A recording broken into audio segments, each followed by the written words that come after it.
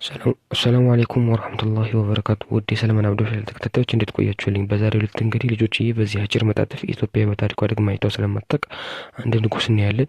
እኚህ ጎበዝና ጀግና መሪ ኢማም አህመድ ይባላሉ። ኢማም አህመድ እንደ ኢትዮጵያን ያሉ ሀገራትን በአንድ ላይ አስተዳድረዋል። ጅቡቲን፣ ኤርትራን፣ ሶማሊያና ኢትዮጵያን በአንድ ላይ ለ18 ዓመት መርተዋል። ኢማም አህመድ የተወለዱት በ1056 ሲሆን ከሀረር ከተማ 32 ኪሎ ሜትር በምትርቀው ሁበት በተባለ ስፍራ ልዩ ስሙ ዘእካ በተባለ መንደር ተወለዱ። ሙሉ ስማቸው ኢማም አህመድ ኢብኑ ኢብራሂም አልጋዚ ነው። ኢማም የሚል የክብር ስም ለምን እንደተሰጣቸው ታውቃላችሁ? ልጆች ኢማም ማለት አገርንና ሰዎችን የሚመራ እንዲሁም በፍትህ የሚያስተዳድር ማለት ነው። ኢማም አህመድ በጣም ጎበዝና ጀግና መሪ ስለነበሩ ኢማም ወይም መሪ የሚል ስያሜ ተሰጣቸው። ኢማም አህመድ ግራኝ ወይም ግራኝ የሚል ቅጽል ስም ነበራቸው። አህመድ ግራኝ የተባሉበት ምክንያት አብዛኛውን ጊዜ ስራ ለመስራት የግራ እጃቸውን በመጠቀማቸው ነው።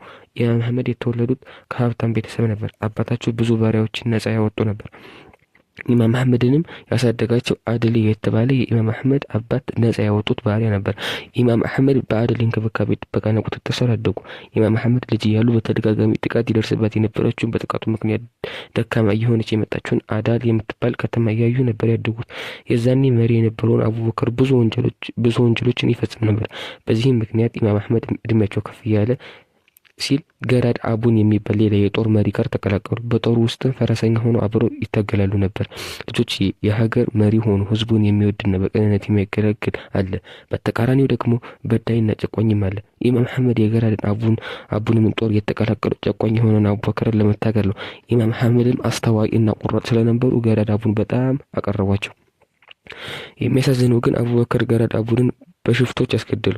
አያችሁ ልጆች ስሙ፣ አቡበከር ነው ግን እስልምናን በደንብ ስላልገባው መጥፎ ነገር የሚሰራው ሆነ። ኢማም አህመድ ግን በደል ከሚሰራ ሰው ግን አልተሳተፉም። ፍትሃዊ ከሆነው ገራድ አቡን ጎን ነበር የቆሙት።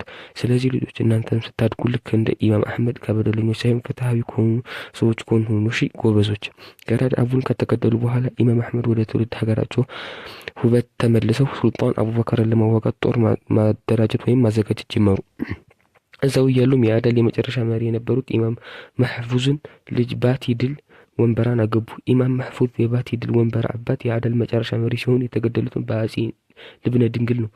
ልጆች ኢማም አህመድ ለትግል ያነሳሳቸው ምን እንደሆነ ታውቃላችሁ?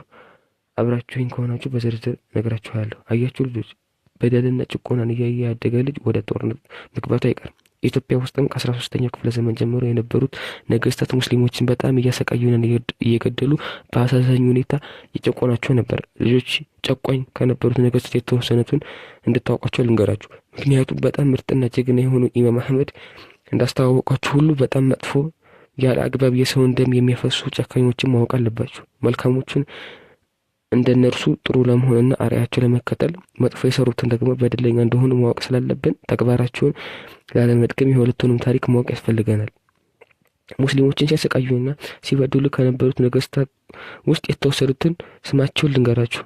አጼ አምደ ጽዮን፣ አጼ ዳዊት፣ አጼ ዘርዓ ያዕቆብ፣ አጼ እስክንድር፣ አጼ ናኦድና አጼ ልብነ ድንግል መጥቀስ ይቻላል። እነዚህ ከብዙዎቹ ጥቂቶች ናቸው። ታዲያ ልጆች እነዚህን ነገስታት ሙስሊምን በመበደልና ዲኑን እንዲለቅ በተከታታይ ያሰቃዩት ነበር። ኢማም አህመድ ይህን የብዙ ጊዜ በደል ለማስወገድና ነጻነትን ለማስከበር ነበር ትግል የተነሱት። ኢማሙ ካስወገዱት በደል አንድ በጣም የሚዘገንን ተግባር ልንገራቸው። ሀዲያ በሚባል ከተማ ውስጥ የሀዲያ ህዝብ በየአመቱ በግዴታ ለአጼው አንዲት ቆንጆ ሴት ልክ እንደ ግብር ይከፍሉ ነበር። ይህንን አሰቃቂ ተግባር ኢማም አህመድ እንዲቀር አደረጉ። ስለዚህ ይህን ጀግና ኢማም የኢትዮጵያ ህዝብ ሁሉ ሊያመሰግናቸው ይገባል። ልጆች እኛም ትልቅ ስንሆን በስማቸው አንድ ትልቅ ነገር እንሰራለን አይደል? ለአሁን ግን ዱዓ እናድርግላችሁ። አሁን እንጀምር አይደል? ጥሩ ስራ በኋላ ነገ አይባልም። የአላህ የኢማም አህመድን ስራ ሁሉ ወዲህ ተቀበላቸው። እኛም ለእውነት እንዲህ ኢማሙን ሸሂድ የምንሆን አደረገን። አሚን። ልጆች ሱልጣን አቡበከርን መቼም ታስታውሳላችሁ አይደል? በጣም ጥሩ። ታዲያ ሱልጣን አቡበከር መጥፎ ስራውን ስላላቆመ ከኢማሙ ጋር ለጦርነት ተነሳሱ። ሱልጣን አቡበከርን ጦርነቱ እንዲያቆም ብዙ አሊሞችና ታላላቅ ሰዎች ቢመክሩት ዲኑን በሚያስተምሩትን እምቢ በማለቱ ከኢማሙ ጋር ጦርነት ጀመሩ። ኢማም አህመድም በጦርነቱ አሸነፈ። በጦርነቱ ላይም ሱልጣን አቡበከር ተገደለ።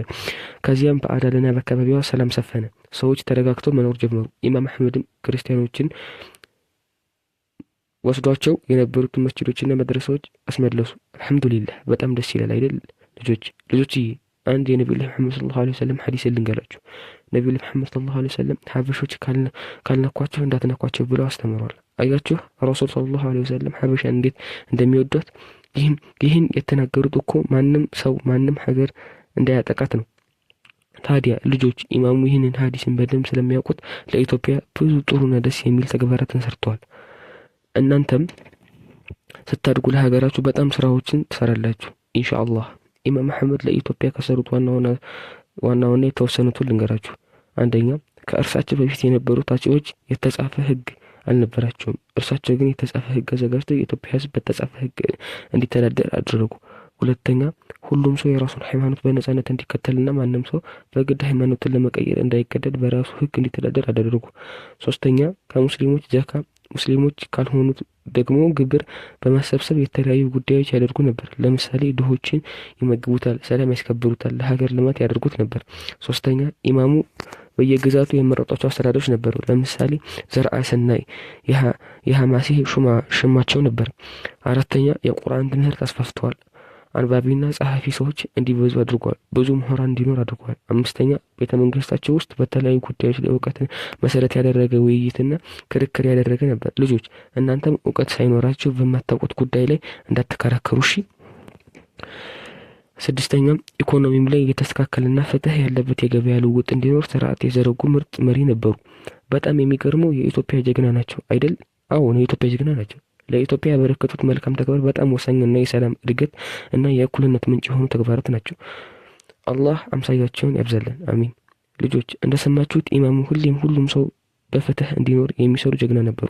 አዳለም ሙሉ በሙሉ በተቆጣጠሩ ጊዜ ከተማዋ የሚሰበሰበውን ግብር ለክርስቲያኑ መሪ አጼ ልብነ ድንግል ይላክ ነበር። ይህ ግብር ለህዝቡ ጥቅም መዋል ስላለበት ኢማሙ ወደ አጼው እንዳይላክ አደረጉ። ይህ ያበሳጨው አጼ ልብነ ድንግልም አዳል ላይ ጥቃት አደረሰ። ኢማም አህመድንም የአጼን ጦር መዋጋት ጀመሩ። ሽምብራ ኩሬ በተባለ ቦታ ላይም በኢማም አህመድና በአጼ ልብነ ድንግል መካከል ጦርነት ተካሄደ። ከሙስሊሞች ብዙዎቹ መስዋዕት ሆነው ተገደሉ። ከክርስቲያንም ጦር ብዙ ሺዎች ተገደሉ። ልጆች መስዋዕት የሚባለው ቃል ግልጽ ሆነላችሁ? ለሆነ ዓላማና ጥቅም ህይወትን መስጠት ወይም መሞት ማለት ነው። ታዲያ በዚህ ጦርነት ሙስሊሞች በሀገሪቱ ሀቅ እንዲነግስና ፍትህ እንዲሰፍን ህይወታቸውን መስዋዕት አደረጉ። ልጆች በጣም ደስ የሚል የምስራች ልንገራችሁ። እነዚህ ሰዎች ሸሂድ ናቸው። አላህ ጀነትን ይሰጣቸዋል። እናንተም ለሐቅ ከተገላጭ የአላህን ውዴታና እርዳታ ታገኛላችሁ። አጼ ልብነ ድንግልም ሸሽቶ ሄደ። ኢማሙ የአጼውን ጦር እያሳደዱ ትግራይ ደረሱ። ትግራይም ሲደርሱ የነጃሽን ቀብር ዘየሩ። ኢማም እዚያውም ትግራይ እያሉ ባለቤታቸው ባቲ ድል ወንበራ ወንድ ልጅ ወለደች። ልጁንም በምርጡ የኢትዮጵያ መሪ በነበሩት አህመድ ነጃሺ ስም ሰየሙት። የሽምብራ ኩሬን ጦርነት ካሸነፉ በኋላ ኢማም አህመድ በጀግንነታቸውና በፍትሃዊነታቸው በአዳልና በዙሪያ ስማቸው ታዋቂ እየሆነ መጣ። ስናቸው የሰማው የወቅቱ የኦቶማን ኸሊፋ ሱልጣን ሱሌይማን በእጅጉ ተደስቶ ኢማምን የሐበሻ ሱልጣንና ሐኪም አድርጎ ሾማቸው። በጣም የብዙ ድል ባለቤት የነበሩት ኢማም አህመድ ኢትዮጵያ፣ ሶማሊያ፣ ሱዳን እና ጅቡቲ ለ18 ተከታታይ ዓመታት በአንድነት በሰላምና በፍትህ ማስተዳደር የቻሉ ታላቅና ብቸኛ የኢትዮጵያ መሪ ነበሩ። ይህንን ሰፊ ግዛት ለ15 ዓመታት በአንድነት ማስተዳደር ከቻሉ በጣም የሚገርሙ ጀግናና ጥበበኛ መሪ ነበሩ ማለት ነው። ልጆች ኢማም አህመድ ቆራጥና ጀግና መሆናቸውን ስለተረጋገጠ ከእርሳቸው ጦር ጋር በቀልድ መቅጠም እንደማይቻል ሁሉም ሰው በደንብ ተረድቷል። ስለሆነም አጼ ልብነ ድንግል ኢማሙን ለብቻው ማሸነፍ እንደማይችል ስላወቀ እዚያው በተደበቀበት ቦታ ሆኖ በወቅቱ ከነበሩት የክርስቲያን መንግስታት ታላቅ ወደ ምትባለው ፖርቱጋል የእርዳታ ደብዳቤ ላከ። የሀገርና የህዝብን ሰላም ለማረጋገጥ የጦር እርዳታ መጠየቅም አይገርምም? በጣም ይገርማል። እናም ልጆች የተላከው የጦር እርዳታ የደረሰው ግን ዘግይቶ ነበር። አጼ ልብነ ድንግል ሞቶ ልጁ አጼ ገላውዲዮስ ንጉር በነበረበት ጊዜ ነበር። አጼ ገላውዲዮስም በፖርቱጋል ውስጥ ጦር በመታገዝ ኢማሙ ላይ ድንገተኛ ጥቃት አደረሰ። በጦርነቱም የኢማም አህመድ ጦር ተሸነፈ።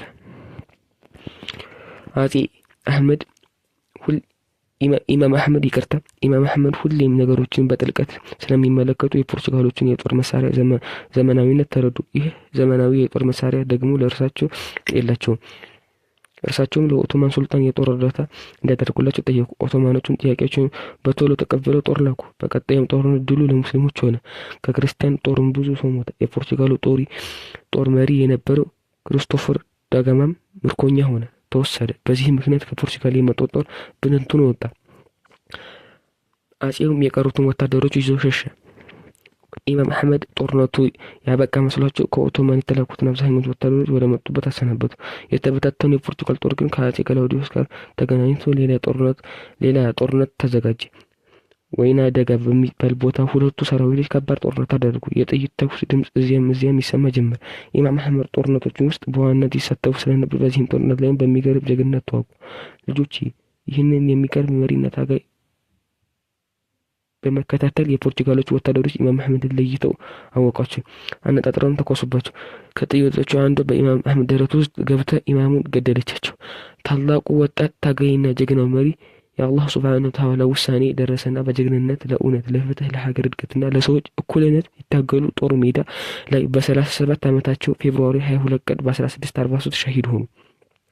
የሙስሊሙ ጦርም ወደ ኋላ ፈገፈገ። በአካባቢው የነበሩ የኢማም ሚስት ባቲ ድል ወንበር ኢማሙን መሞት ስትሰማ በስሯ የነበሩትን ወታደሮች ይዛ ወደ ሀረር አፈገፈገች። በወቅቱ ዝነኛ የሴት ሙጃሂድ የነበረችው ባቲም ከነ ወታደሯ ሀረር ደረሰች። ልጆች ይቺ የጀግና ሚስት ከኢማሙ ጋር ብዙ ጦርነቶችን ስለምትሳተፍ ብዙ ጀግንነቷን የሚያውቁ ሰዎች ለጋብቻ የጠይቋት ነበር። በዚህ ጊዜ ባቲ ራሷን ለጋብቻ አዘጋጀች። ሊያገባት የጠየቀውን ሰው ግን የሚገርም ጥሎሽ ጠየቀችው። ልጆች ጥሎሽ ማለት አንድ ወንድ አንዲትን ሴት ለትዳር ሲጠይቅ የሚያቀርበው ስጦታ ማለት ነው። ልጆች ባቲ ምን የጠየቀ ይመስላችኋል?